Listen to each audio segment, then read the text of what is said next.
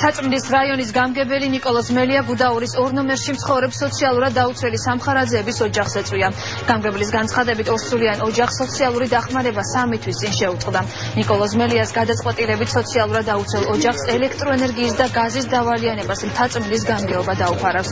ჯანდაცვის სამინისტროს სოციალური მომსახურების სააგენტოში კი აცხადებენ, რომ სამხარაძეების ოჯახი წლების განმავლობაში ითხოვდა სოციალურ დახმარებას და მხოლოდ 2012 წელს წინასაარჩევნოდ თაწმდის თვითმმართველობის შუამდგომლობით დაენიშნა სოციალური დახმარება.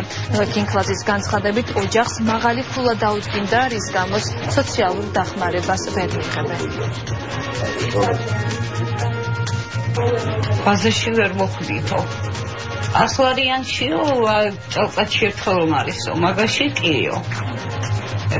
დანარჩენი 2 თვე ვიყავი, 2 თვე ვიღებდი იმ 22 ლარიანს.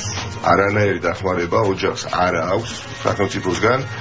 სამწუხაროდ სახელმწიფოს მიიღო არანაირი შემოსავალი ყოველთვიური არ აქვს, არის 0 ლარი, არც ერთი თეთრით მეტი და სოციალური მომსახურების სააგენტო 3 თვის განმავლობაში გაუგებარია რას აკეთებს რეალურად. შეუსაბამო იყო ის ქულა იმ მდგომარეობასა, რა დღეს მდგომარეობაშიც არის ოჯახი.